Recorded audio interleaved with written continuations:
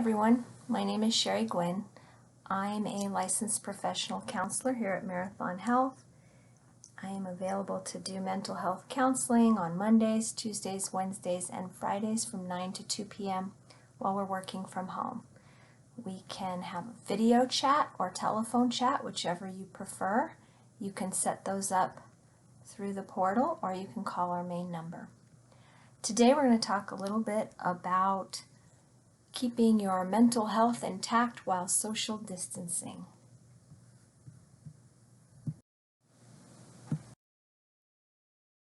Today we're going to talk about social distancing, which you already know a lot about.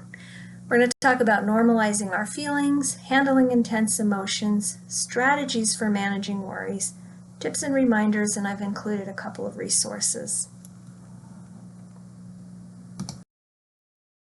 Here is a little quote from Lori Gottlieb. She's the author of a book called Maybe You Should Talk to Someone. She says that humans don't do well with uncertainty, so what they do is make up stories about the future, and usually what they do is they're catastrophizing.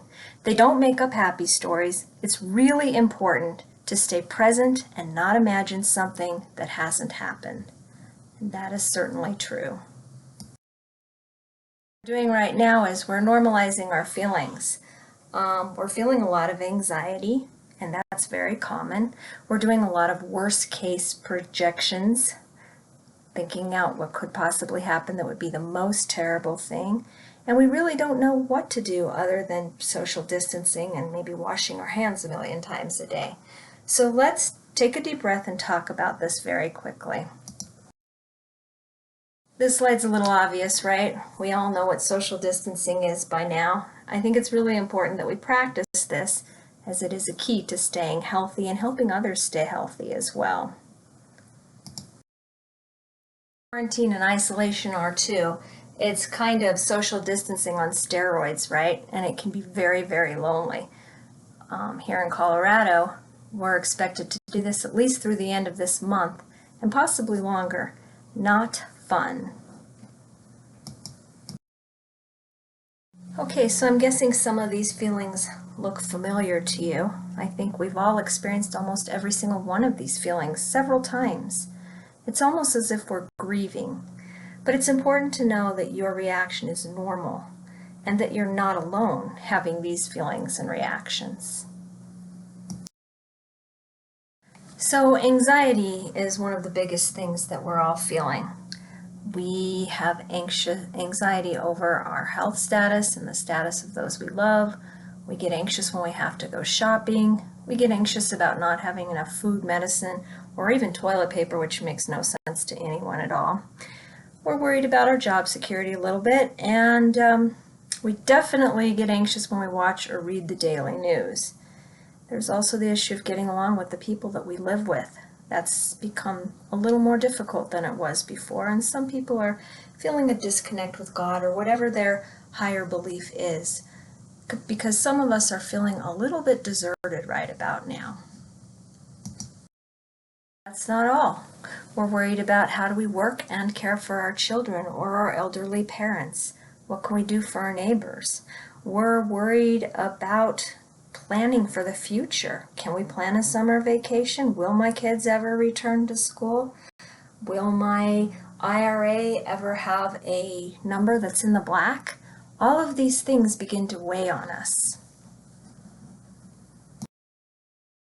There are these feelings of loneliness, anger, and frustration.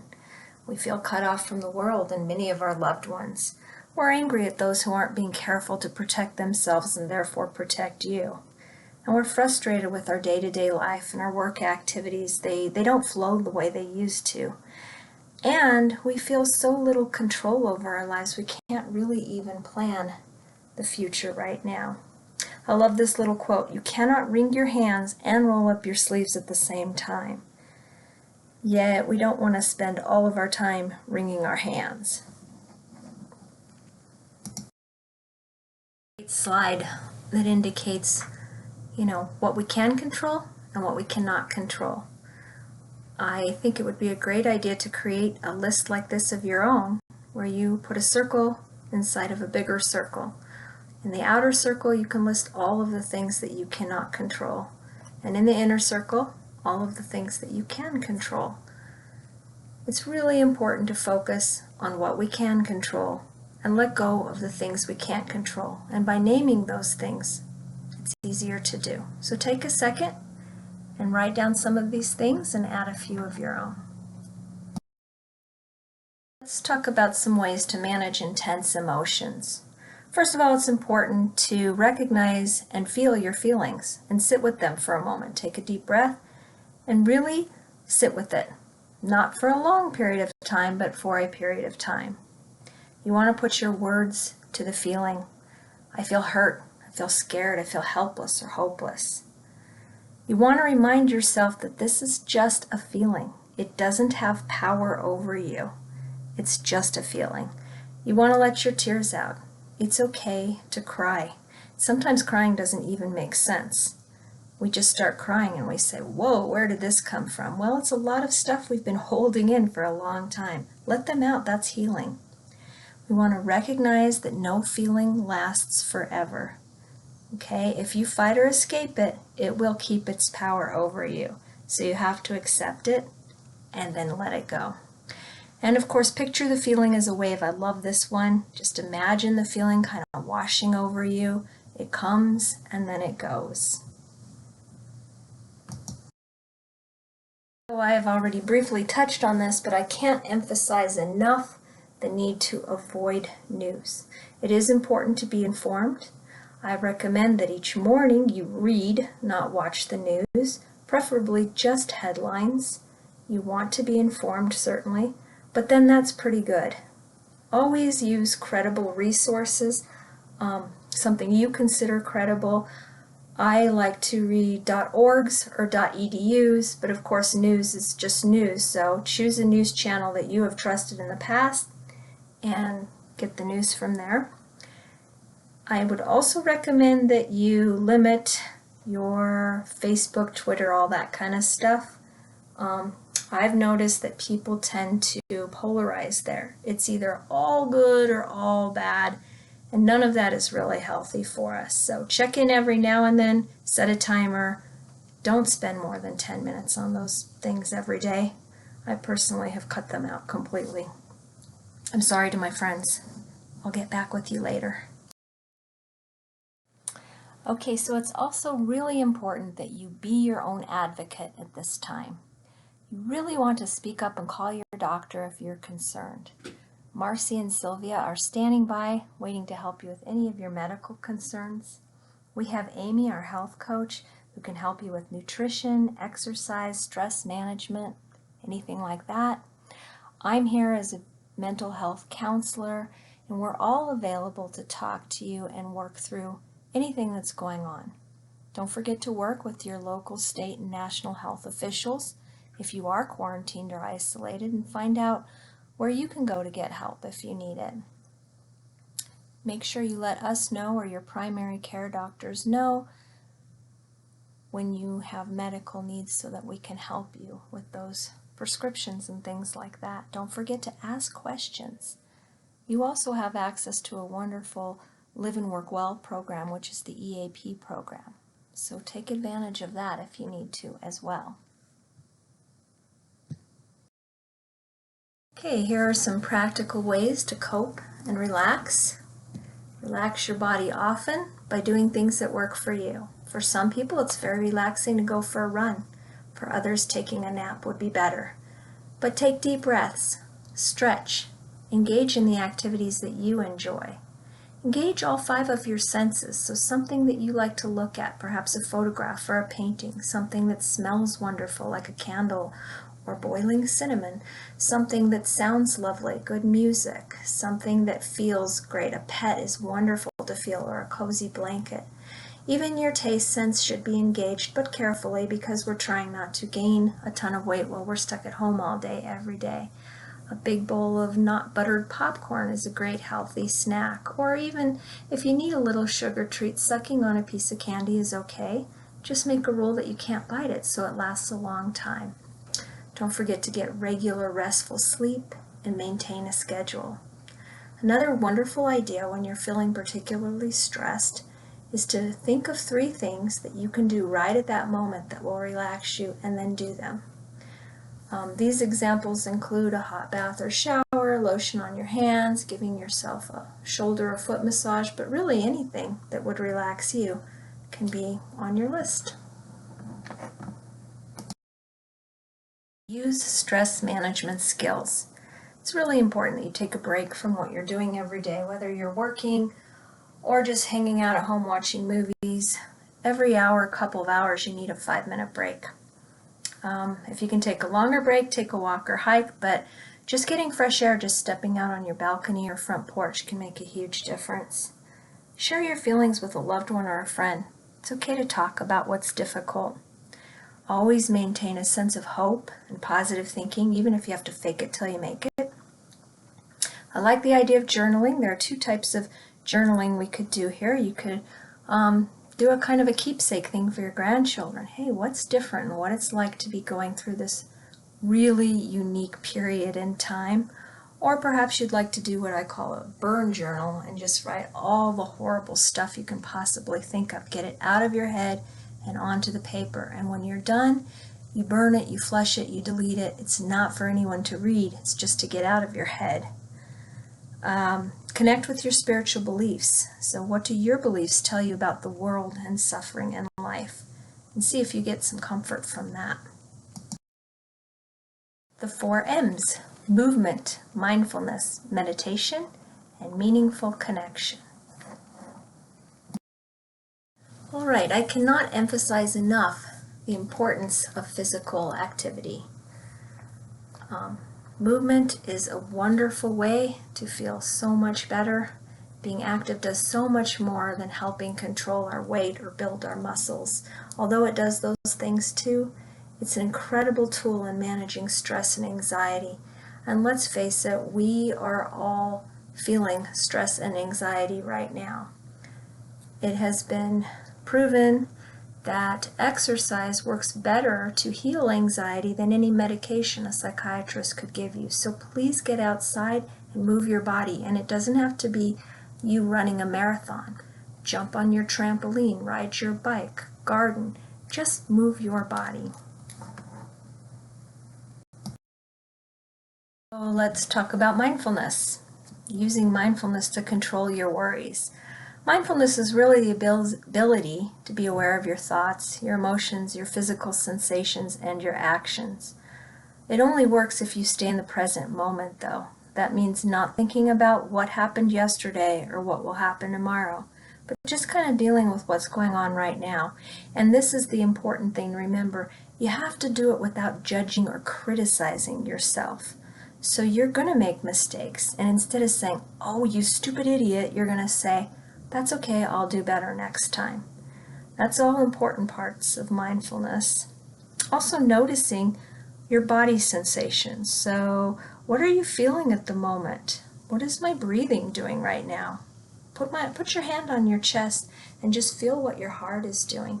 And sometimes that serves a double purpose too, because when I put my hand on my heart, I'm giving myself a little hug as well.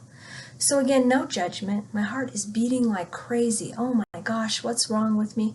No, just noticing. Wow, my heart's beating like crazy. What's that all about? When we focus our attention on the here and now, our body will tell us many things. Our immediate needs: I'm thirsty, I'm hungry. Our emotions: wow, I thought I was angry, but really I'm just sad. And our mood, which we can sometimes detect in our posture. So work on these things and paying attention. Okay, let's talk about meditation. There are really 2 types of meditation. There's concentrative meditation and mindfulness meditation. In concentrative meditation, we're really zooming in and focusing on only one thing. This might be a prayer, it might be a mantra, it might just be really involved in playing with your child or doing your work, but you're really just focused on one thing. When we talk about mindfulness meditation, we're talking about maybe doing some therapy where we would listen to a recording of someone else's voice who will guide us through some sort of relaxation. It's being aware and being awake, but also looking for relaxation. So in our Mind Lab program, Amy and I do lots of things like this, and when we get back to work, we'll continue to do that. In the meantime, we're making recordings for you and making them available every week. If you would like access to my weekly meditations, please email me and I'll put you on the list. If you'd like to listen to a more professional recording, here are some links for you to look at and copy. Stay on the slide as long as you like. I want to emphasize meaningful connections as well. They're so important right now.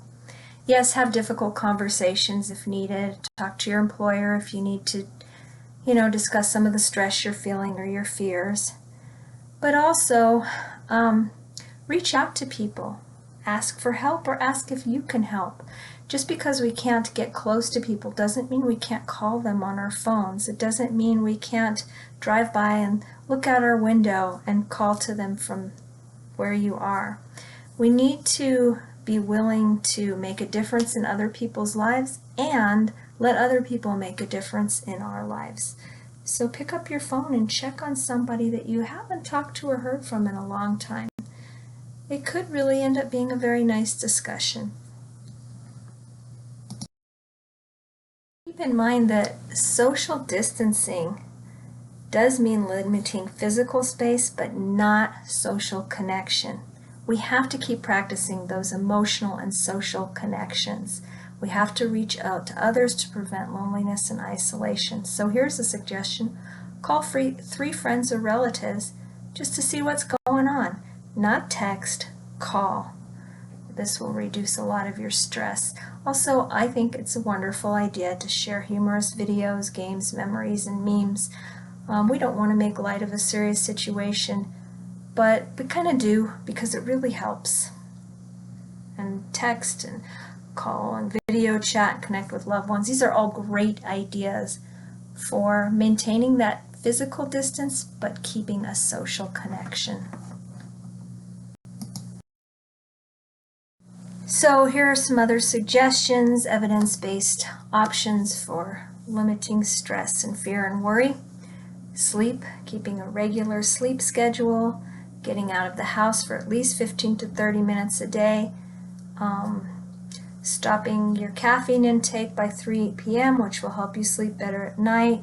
Set up a bedtime ritual that maybe includes a warm bath or a shower, maybe some reading time. Remember, the blue light on the TV and tablets and iPhones is like a giant cup of coffee, so try to avoid those toward the end of the night. And of course, stretching is also a great thing.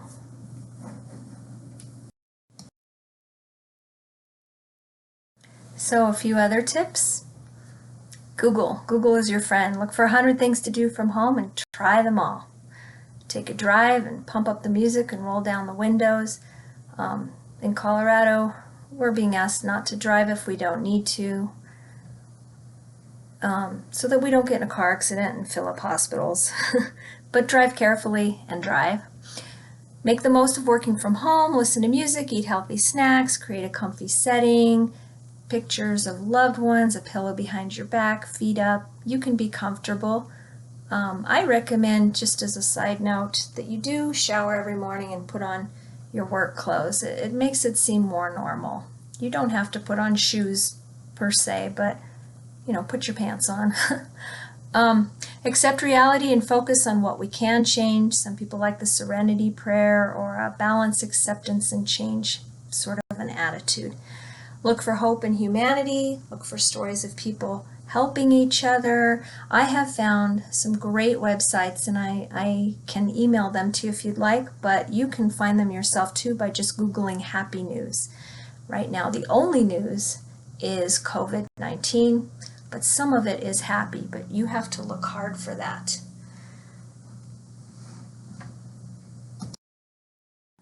Well, I love this little idea that the difference between try and triumph is oomph. Get some oomph. and tackle the situation with all the grit you can muster, but only one day at a time. This last quote is from Gianna Brancolini from Italy, from Milan. She said, "The situation is serious, but obsessing over things I can't control won't fix it. I tell myself the best response is to stay calm, follow official guidelines, and take care of myself and one another." How true is that? So once again, please feel free to reach out to Marathon Health and Wellness Center at any time. Our number is 303-737-5500. When you call, you might get lucky enough to talk to Maritza or Margie. We all miss each other so much. You can set up comprehensive health exams with Marcy or Sylvia or Amy. You can set up a behavioral health counseling appointment with myself, or you can set up a health coaching visit with Amy. You also have the option to call your Live and Work Well program. That's an EAP offered through Optum, and their number is 866-248-4096. On this slide, I've listed some emergency phone numbers that you can call for immediate help, like the National Suicide Prevention Lifeline. You also have a couple of other phone numbers if you're not having suicidal thoughts but just need someone to talk to. There are people on staff all times, all days. So please take advantage of these numbers if you need them. Resources, I thank you very much for taking the time to go through this PowerPoint with me. Again, if you have any needs or concerns, if you'd like to chat with me, you can email me at sguinn, Guinn, at marathon-health.com, or you can contact me through the Marathon Health portal. We can set up video conferencing, telephone conferencing, or just email back and forth. Although please, if you have personal information, do that through the portal. Have a wonderful, lovely day. Thank you for listening.